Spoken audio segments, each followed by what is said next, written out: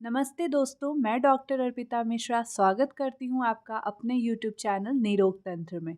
दोस्तों, क्या आपने सोचा है कि अगर आपकी कार की सर्विसिंग सालों साल ना हो तो क्या वो सही से चलेगी या नहीं? जाहिर सी बात है, नहीं चलेगी। ठीक इसी तरह हमारा शरीर भी है, जिसके साथ हम 24 घंटे रहते हैं। दोस्तों, आजकल की भाग-दौड़, खराब खान-पान और स्ट्रेस की वजह से हमारे शरीर में ढेरों टॉक्सिन्स जमा हो जाते हैं और यही आगे चलकर बीमारियों का कारण बनते हैं। और इसलिए शरीर को भी कार की तरह ही डीप क्लेंजिंग की ज़रूरत पड़ती है। आयुर्वेद के पास इसका एक ऐसा चमत्कारी समाधान है जो आपके शरीर को अंदर से बिल्कुल नया जैसा बना सकता है, और इसे ही हम कहते हैं पंचकर्म। तो क्या है ये पंचकर्म? पंचकर्म दो शब्दों से बना है। पंच यानी पांच, कर्म यानी क्रियाएं। ये क्रियाएं हमारे शरीर की अंदरूनी सफाई करने में मदद करती है। ये एक शास्त्रोक्त विधि है जिसे बहुत ही पारंपरिक तरीके से की जाती है। ये शरीर के टॉक्सिन्स को बाहर निकालकर पूरे शरीर को रेजुविनेट करती है। अब हम बात करते हैं पंचकर्म के इम्पोर्टेंस की। आखिर क्या ज़रूरत है पंचकर्म करवाने की? तो दोस्तों, हम सब इस बात से एग्री करते हैं कि आजकल की फास्ट पेस लाइफ में हमारी lifestyle, daily routine, food habits बहुत ज़्यादा बिगड़ चुकी है। स्ट्रेस हमारे डेली लाइफ का तो एक हिस्सा ही बन चुका है, और यही कारण है कि अलग अलग तरह की बीमारियां आजकल सभी लोगों को हो रही हैं। दोस्तों, पंचकर्म करवाने से वर्षों से शरीर में जो जमे टॉक्सिन्स हैं वो बाहर निकल जाते हैं। आयुर्वेद का एक मूल सिद्धांत है, कोई भी बीमारियां तभी होती हैं जब दोषों का इम्बैलेंस होता है, और यही पंचकर्म इन दोषों को फिर से बैलेंस में लाने का काम करता है।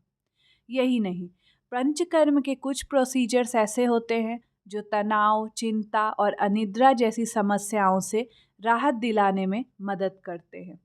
इसके अलावा ये हमारी पाचन तंत्र संबंधी समस्याओं को भी ठीक करने में मदद करते हैं। जो लोग स्वस्थ हैं वो अपने स्वास्थ्य को बनाए रखने के लिए भी पंचकर्म करवा सकते हैं। इसका मतलब ये है कि जो लोग बीमार हैं सिर्फ वही पंचकर्म नहीं करा सकते, बल्कि स्वस्थ व्यक्ति भी पंचकर्म करा सकते हैं।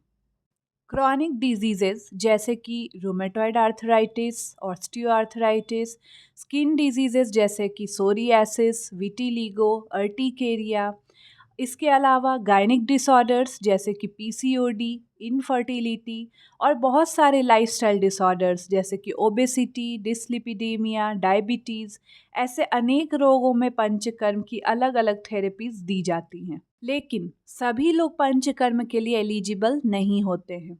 बहुत ज़्यादा छोटे बच्चे, बहुत ज़्यादा बुजुर्ग लोग, जिनके शरीर का बल बहुत ज़्यादा कम है, गर्भवती महिलाएं, और जो लोग गंभीर इन्फेक्शन से पीड़ित हैं, वो लोग पंचकर्म नहीं करवा सकते हैं। पंचकर्म हमेशा किसी योग्य आयुर्वेदिक डॉक्टर की देख रेख में ही करवाना चाहिए। तो चलिए दोस्तों, अब बात करते हैं पंचकर्म की 5 क्रियाओं के बारे में। सबसे पहला है वमन कर्म। जब भी शरीर में कफ दोष बढ़ा होता है या जो भी बीमारियां कफ दोष के बढ़ने के कारण होती है, उसमें वमन कर्म करवाया जाता है। इस विधि में शास्त्रोक्त विधि से दवाइयाँ खिलाई जाती हैं और उल्टी कराई जाती है। ज़्यादातर एस्थमा, एलर्जी और स्किन डिजीजेस जैसी बीमारियों में वमन कर्म करवाया जाता है। अगला है विरेचन कर्म। ये पित्त से होने वाली बीमारियों में कराया जाता है। इसमें औषधीय जड़ी बूटियों से दस्त करवाया जाता है, और यह लीवर, पित्ताशय और आंतों की सफाई करके एसिडिटी और स्किन प्रॉब्लम्स को दूर करता है। अब बात करते हैं बस्ती कर्म की। ये एक एनीमा थेरेपी होता है जिसमें मेडिकेटेड काढ़ा और ऑयल दिया जाता है। बस्ती को अर्ध चिकित्सा भी कहते हैं, क्योंकि आयुर्वेद ये बोलता है कि ज़्यादातर बीमारियां वात दोष से होती हैं, और वात दोष को ही बाहर निकालने के लिए बस्ती कर्म किया जाता है। चौथी क्रिया है नस्य।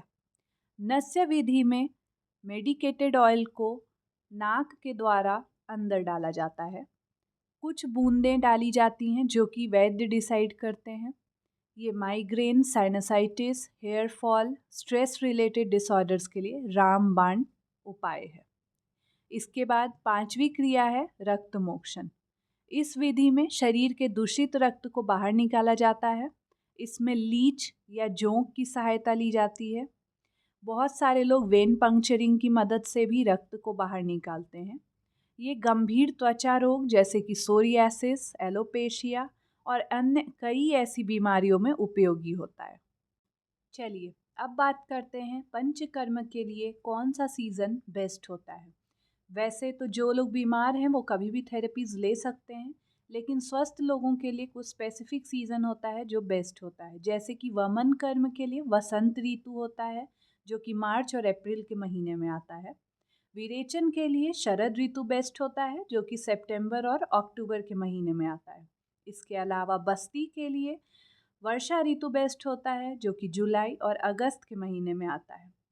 लेकिन सामान्य नियम ये कहता है कि आप साल में एक बार अपनी सुविधा के अनुसार और डॉक्टर की सलाह के अनुसार पंचकर्म करवा सकते हैं।